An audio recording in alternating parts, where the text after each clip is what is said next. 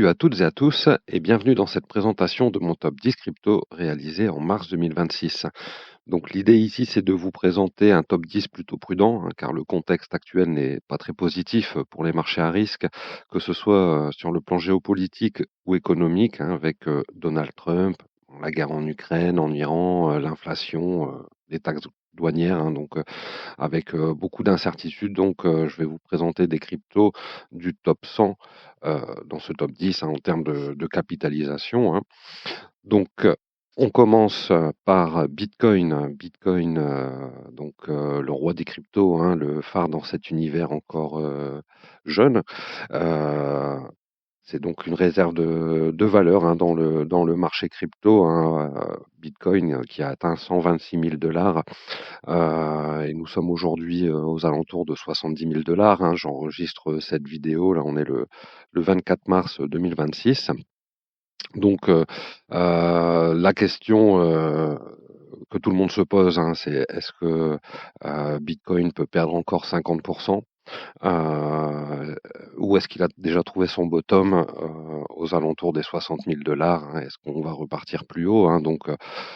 Par rapport à ça, vous connaissez, si vous avez vu mes anciennes vidéos, un petit peu ma politique, j'investis en DCA, donc je lisse les investissements et je profite pour abaisser mes moyennes d'achat quand c'est possible, et donc on va dire d'avoir de la trésorerie pour pouvoir réinvestir. Donc Bitcoin en numéro un du top 10, et donc à chaque fois je vais vous donner donc trois avantages pour chaque token. Donc ici, le premier avantage, c'est donc sa supply de 21 millions de tokens. Donc le nombre de Bitcoin est limité, ce qui renforce son image d'actif rare et potentiellement protecteur face à la dilution monétaire. Donc c'est vraiment le plus gros avantage pour moi.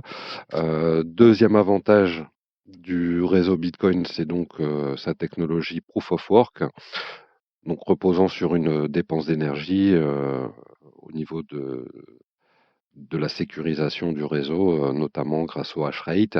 C'est donc la puissance de calcul mobilisée pour sécuriser le réseau. Donc technologie Proof of Work. Et donc troisième avantage, c'est sa décentralisation.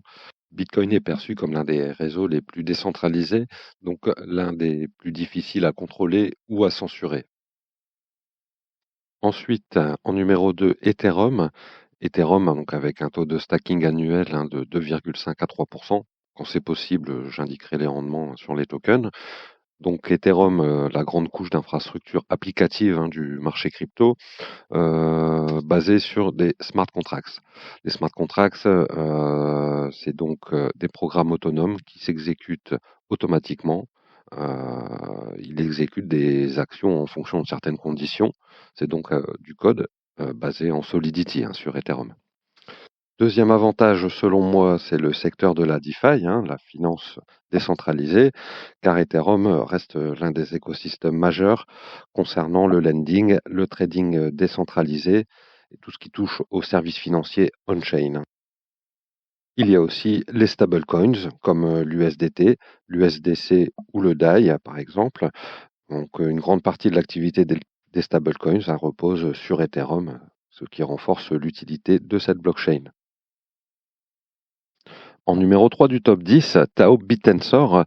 Tao qui mise sur la création d'un marché décentralisé autour de l'intelligence artificielle. Néanmoins, l'ambition est plus large, c'est de bâtir un marché décentralisé de l'intelligence, du calcul et de la valeur numérique, avec une logique ouverte et compétitive. Donc ce qu'il faut bien comprendre sur Tao Bitensor, c'est que par rapport au réseau Bitcoin, où on aura en fait une réponse binaire, on va avoir en fait par rapport à la transaction, on va avoir le résultat de savoir si elle est valide ou non valide. Sur Ethereum, comme on l'a vu juste avant, on va pouvoir programmer les choses avec du code. Et ici, sur Tao Bitensor, l'objectif, c'est de répondre à une question avec la meilleure réponse possible, hein. Donc, ça va un petit peu plus loin. Et donc, avec 7% de rendement annuel sur le token, c'est pas négligeable. C'est donc une économie ouverte sur l'intelligence artificielle. Donc, c'est ce narratif qui est très fort.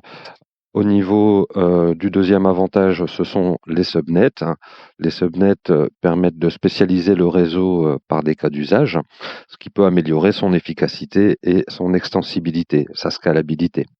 C'est des sous-réseaux et j'avais fait un dossier sur Tao Bitensor. Pour plus d'explications sur son fonctionnement, je vous invite à aller voir différentes vidéos. Et donc, troisième avantage, c'est donc le côté open source et décentralisé, ce qui renforce l'idée d'un écosystème IA plus ouvert et moins dépendant d'acteurs centralisés. Chainlink est en quatrième position, hein, car c'est l'infrastructure la plus importante de l'écosystème au niveau des oracles. Link est notamment très utilisé sur Ethereum et se développe sur plus de 400 réseaux décentralisés, hein, notamment le réseau bancaire Swift et Mastercard par exemple.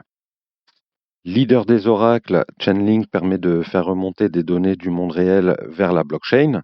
C'est donc indispensable pour beaucoup d'applications, notamment dans la DeFi, le RWA, les objets connectés ou la robotique. Le protocole CCIP développé par Chainlink donc, vise à faire communiquer plusieurs blockchains entre elles. Donc le fait de rendre la blockchain interopérable. Et on a également une adoption institutionnelle qui, si elles utilisent davantage ces solutions, va renforcer la crédibilité du token et son potentiel à long terme. On peut citer BlackRock et JP Morgan qui utilisent cette solution. On passe à Tron, le token TRX. Donc Tron souvent associé à Justin Sun, son fondateur, qui influence encore le projet, et avec un taux de stacking annuel de 5%.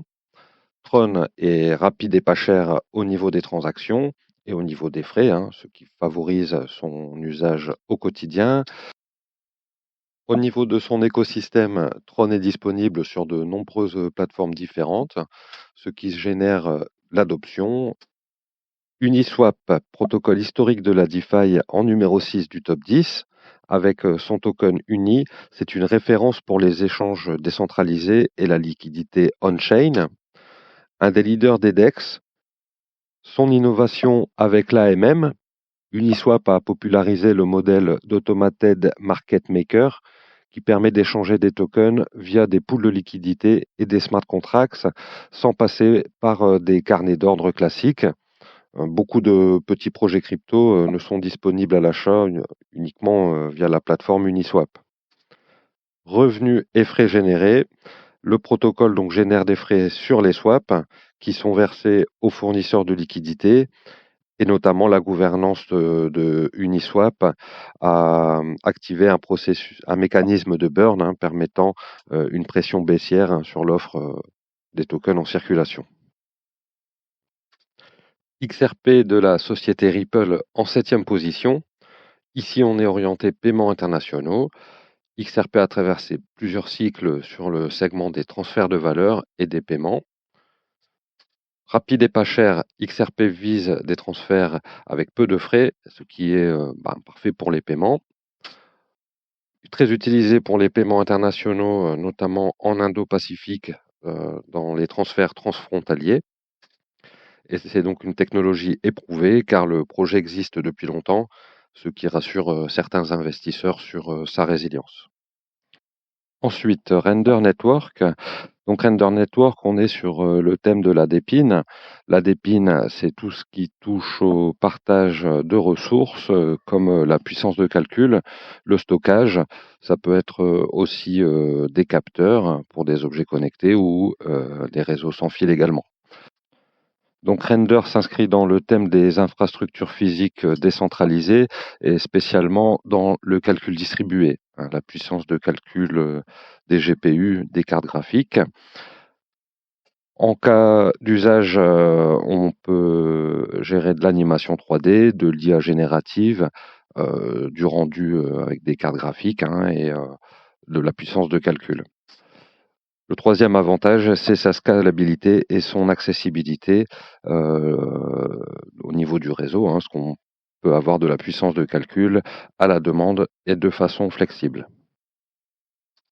Ensuite, Polkadot avec un rendement annuel de 12 à 18%. Le positionnement de Polkadot est de construire une architecture multi-chain capable de durer. Donc son système est construit à base de sous-réseaux qu'on appelle parachain. Hein, BitTensor est construit en tant que parachain sur Polkadot notamment. Ensuite, la scalabilité, hein, son architecture vise à mieux répartir la charge, donc à améliorer les performances globales du réseau. Et dernier point, sa performance, car ce fut l'une des blockchains à le mieux supporter la montée en charge lors du dernier bull market.